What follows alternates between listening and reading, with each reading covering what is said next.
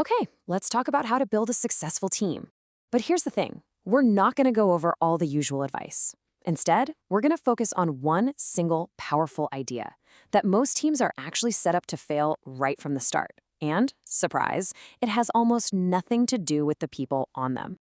You know the drill. You've probably been in those workshops or read the business books, and they all kind of say the same thing about what makes a great team. It all sounds really good, and everyone in the room just nods along. And it's always this checklist, isn't it? Communicate more, build trust, create psychological safety, align on values. This is the standard playbook, the kind of stuff that sounds fantastic in a conference room. But let's be honest. Here's the painful truth. The second the pressure is on, when a real deadline is looming, all that well-meaning advice just completely falls apart. That workshop high wears off, and suddenly you're right back where you started. So if that whole playbook is basically useless when it really counts, then what's left? What's the real operating system running behind the scenes of teams that just consistently get things done? Let's dig into that.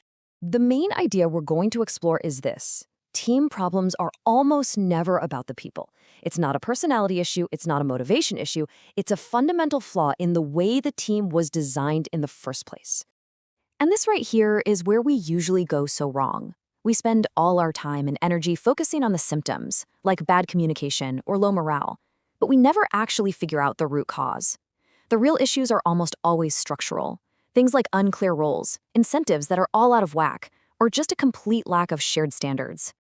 This is the absolute key takeaway. Stop trying to fix your people. The problem isn't them, it's the system you're asking them to work in.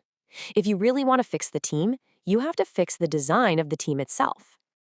So this also means we've got to totally rethink how we even define a successful team.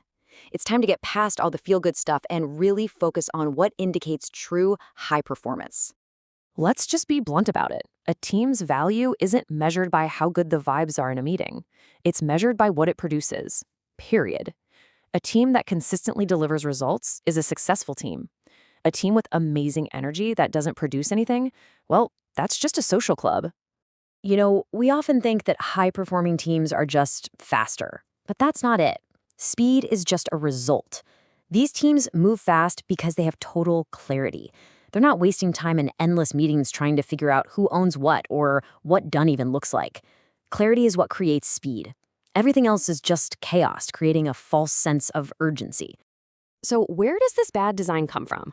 Well, you can almost always trace it back to two huge mistakes made right at the very beginning, often before a single piece of work has even started.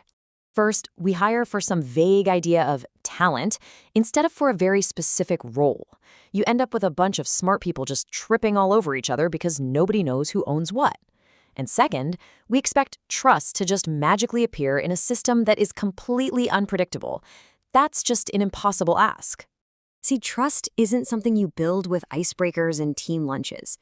Trust is the natural outcome of a predictable system.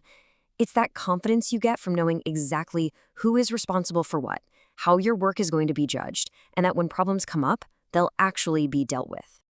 Okay, so if the old way is broken, what's the blueprint for designing a better team? It really comes down to 4 structural building blocks. These are the things that create that predictability and clarity we've been talking about. So the blueprint has 4 parts: clear roles, proof-based hiring, shared standards, and something we'll call drama-free accountability. Now, don't think of these as just helpful suggestions. They are the essential pillars for building a team that actually works. Let's look at each one. First up, clear roles. This is the absolute foundation. Seriously, when roles are fuzzy, it's a silent killer of productivity. When every single person knows exactly what they own, decisions happen fast and you don't have to waste time constantly negotiating who does what. Second is proof-based hiring. This means you stop hiring based on proxies, like a fancy degree or a smooth interview. You hire based on actual, concrete evidence that a person can do the specific job you need them to do. You're assessing them for the real role, not just for general talent. The third building block is shared standards. And we often get this completely backward. We think culture is something you create first. It's not. A great culture is the result of having clear, consistently enforced standards for what good work actually looks like. The standards create the culture. It doesn't work the other way around. And finally, the last piece, drama-free accountability. Now, this is not about being mean or harsh. It's about being incredibly clear and timely. Problems get addressed right when they happen. Feedback is tied directly to those standards we just talked about. And the whole process is predictable, not personal. All right, now even if you get all of this right, there's a final boss you have to face: scaling up. The very things that made your small team so great can be the exact things that cause it to completely fall apart as it gets bigger. Just look at how this plays out. At 5 people, you can run on vibes and intuition. Everyone just knows what to do. But once you hit 15 people, those unwritten rules start to break down. Early hires become bottlenecks.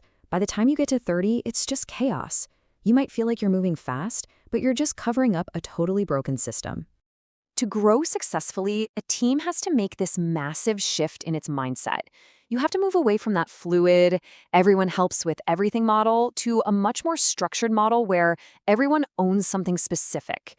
You go from hiring generalists to hiring specialists for very clearly defined roles. So let's bring it all home.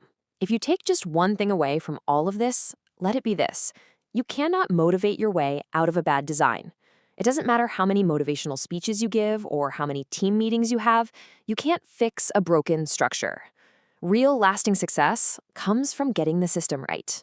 And that really leaves us with one final question for you to think about with your own team. When things start to go wrong, where does all your energy go?